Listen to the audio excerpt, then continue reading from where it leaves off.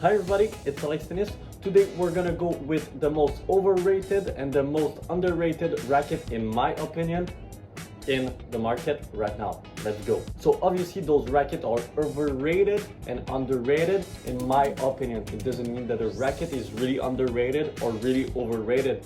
Everybody has a different opinion, and that's why I'm asking you to put your top 3 most overrated racket and underrated racket in the comment section. Let's go. So starting with the number 3, I have to go with the Yonex Volkl 97L. So I feel that people are thinking that the Yonex Volkl line is for the more advanced player, and yes, that is true, but in the lighter weight version of the Volkl Pro, there's some really good racket for intermediate or beginner player, and the 97L is one of them. It's an easy racket to play with, it's really comfortable to play with, but you still have that control and a bit of spin.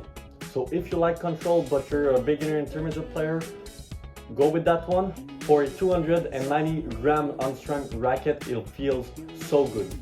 So for example, if you're playing with the ProStaff 97L, this could also be a good option for you. Number 2, the Head Extreme Tour. The Head Extreme Tour is incredibly underrated in my opinion. It's one of the best mix between power, spin and control. The weight is incredibly good, it's 305 grams, so it's perfect.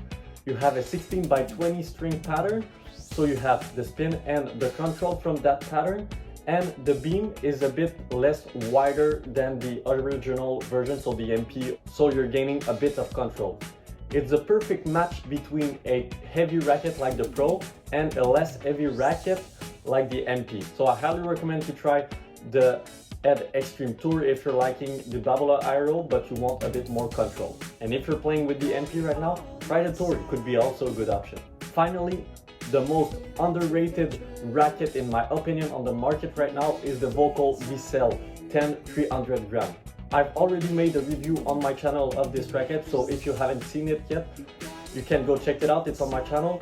But this racket is incredibly good. It does everything perfect, and I feel like you don't need to add weight to this racket if you're a more advanced player. If you're an intermediate player, you can still enjoy playing with this racket. It has a fairly good access to spin, it has a bit of control, a bit of power, it's just the perfect balanced racket. And it's comfortable because it's a Volkl racket, and all the Volkl rackets are really comfortable. So if you're liking the Babolat Strike, the Wilson Blade 16 by 19, this could be a really good option for you. So here's my top 3 underrated racket. Now let's switch to the overrated one. Alright, so let's start with number 3, the Babolat Pure Strike 100. I feel like this racket misses a bit of something. You know, there's something better on the market. I feel like people love this racket because it looks great, and yes, that's true, that's one of the best looking racket on the market right now, but I feel like it's too stiff, it doesn't have that much control but not that much power, so it's not the perfect blend like I was talking with the Volkl C10. You know, it's kind of a weird mix for me. It's not a good racket, and the last cross string is like so low, it's kind of weird. I don't know why they made this, and yeah, I'm not a fan of it, but yes, it's still a great racket obviously, but for me it's a bit overrated. Number 2, the Head Boom MP.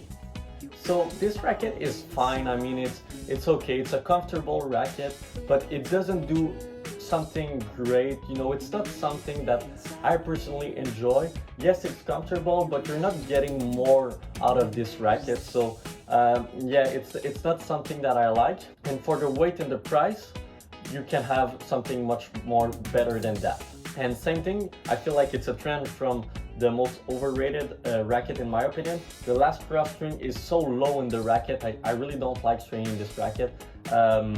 It doesn't bring something new to the head line, so I don't like it. And finally, the most overrated racket in my opinion, the Wilson Clash.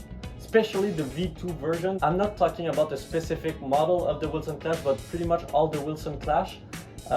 Yes, it's comfortable, but you don't have any feel. And one thing that is really bad with this racket is that when you're receiving a big shot, your racket is going to be stiff, but when the ball is like slow and all that stuff and you want to attack it, the racket is really flexible, so it's always changing the way it reacts. So I don't really like this racket. Yes, it's still comfortable, and yes, it's still a really good racket. If you have one of these, it's a great choice, but for me, in my opinion, it's the most overrated racket. I don't feel like everybody needs to play with that.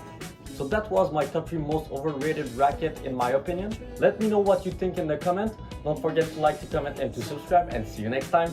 Bye bye.